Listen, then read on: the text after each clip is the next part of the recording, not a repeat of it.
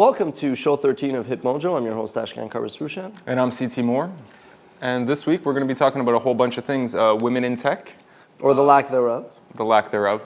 Some new laws pertaining to content and distribution online. Let's get started. All right, so last week we did this thing. We were talking about, the talismans of tech, who might replace Steve Jobs as the person that everyone looks to for envisioning the future. You got a little bit of feedback around it, specifically why weren't there any women on the list? So tell us what happened. Well, basically, I think that the article wasn't so much like, great women and great people in tech or insightful people in tech. It was really who the media is going to look to as the next sort of leader or voice, the guiding light.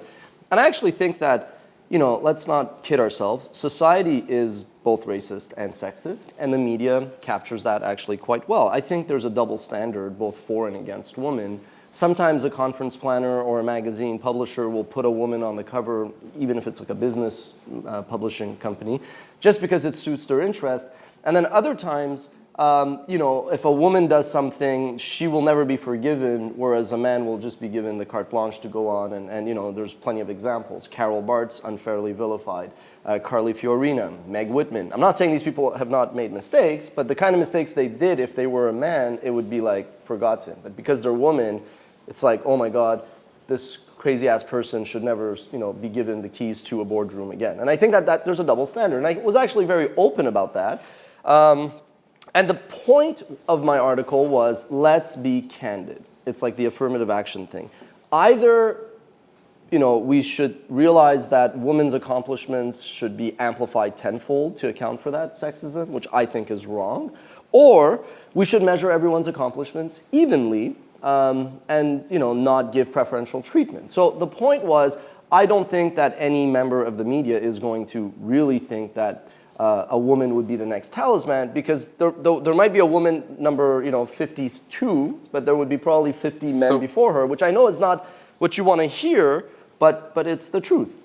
Right. So you were just simply highlighting the fact that you don't think it's likely that a media would grab onto any woman, because you can't think of one in a role that the media would find sexy enough. Unless they wanted to say, look, here's a woman, Marissa Mayer at Google, Sheryl Sandberg at Facebook. These are all great, smart, accomplished people. But it's like somebody said, well, why isn't Sheryl Sandberg on the list? I said, well, Eric Schmidt, so Sheryl Sandberg, COO of Facebook, former VP at Google. I said, well, Eric Schmidt isn't on the list. Like, are you going to tell me that Sheryl is more deserving than Eric? Unless you want to put a woman, and that's the objective. Which goes back to your point, in which case the media is like, reverse sexism. Yeah, reverse sexism. It's weird, though, when you see all these startups come along that are supposed to disrupt that space or disrupt whatever space, and granted most of them fall out of the limelight after a year. The funny thing is all the founders at the head of these startups, they tend to be men for the most part. Why do you think that is? Why do you think women aren't pushing themselves to be tech entrepreneurs? Okay, well, that's a great question. I think this is something that one of the, a lot of people on Twitter initially, a lot of lady readers were like, what the hell?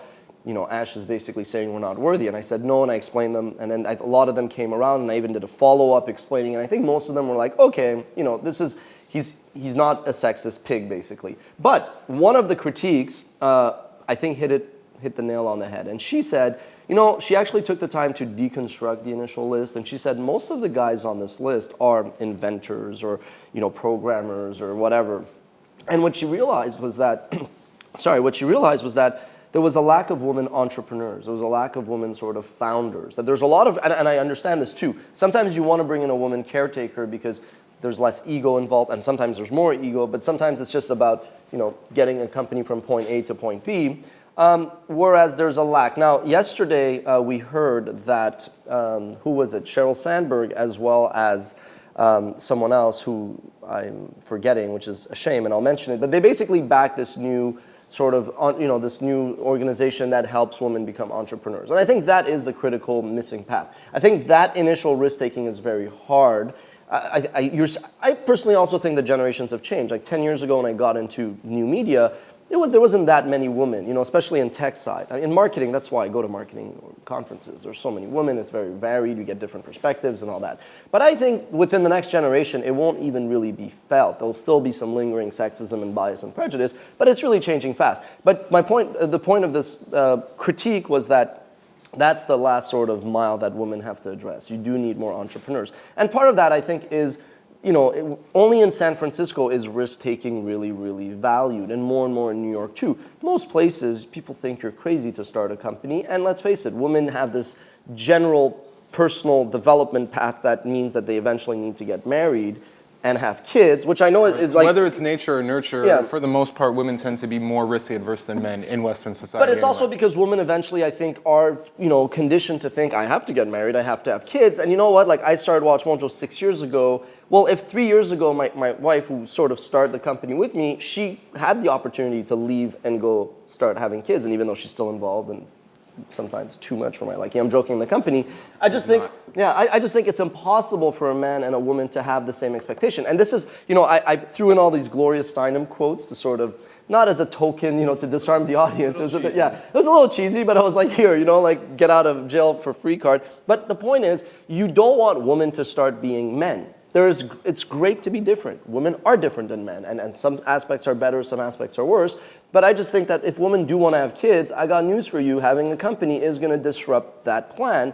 Is it sexist to say that? Is it realistic to say that? I don't know. But if any woman goes out there saying, I'm going to start a company, and in 2.5 years I'm going to take time off to start a family, it ain't going to happen. And somebody should tell you. Maybe not your feminism teacher, but I'll tell you. It's funny you bring the family aspect into it, because I wonder how many male tech entrepreneurs actually have families. I don't know. Did Steve Jobs have kids? Yes, Steve Jobs had a kid that he basically disowned, and then he had a couple more kids with his, and the last thing he wanted to do was actually get closer to them and be a better father. But overall, he actually led a pretty balanced life, even though he was a workaholic. Like, he didn't want to become one of those bizarro tech billionaires. Right. He lived in a fairly normal, nice home, but fairly normal home.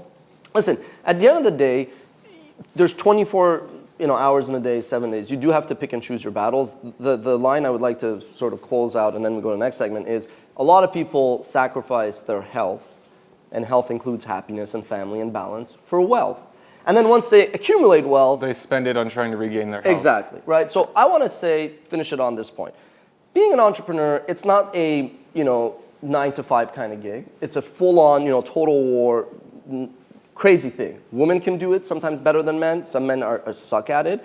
But I have 2 daughters, and I'm at a point where I'm like, you know what? I would never trade off being a father for being a better entrepreneur. It's sort of, I have to learn to balance both, and there's virtues in what I do. What I would not like to see as a father of 2 girls is for society to get to the point where we all of a sudden start devaluing just having a family and raising kids, and then we sort of get all these women who are crazy driven to be entrepreneurs. And at the end, they live a more hollow existence. So this is probably going to sound very sexist. A lot of feminists are going to be. It already did. But I just think there is merit and virtue into just having a kid and raising that kid and being a good parent. And as much as I try to be there at home and do all that stuff, I got news for you. Babies, they prefer their mother. It's just there's that connection. So I just think we need to put this discussion of technology and startups and the sort of bad sense of objectives and moral compass, we need to put this back into the greater context of life and family and health and all that mumbo-jumbo. I think it's also important to say that if women aren't making these lists, it's more of a symptom rather than a cause. People are less likely to take women seriously. Women, for whatever reason, are less likely to take the risk to become entrepreneurs, and that's why they don't end up on the list as much. That's my personal take. All right, so to quote Gloria, the truth will set you free, but it first will piss you off. Can't say anything else. All right. Let's take a short break. We'll come back in round 2. And what we're going to say in round 2 might piss you off even more than round 1.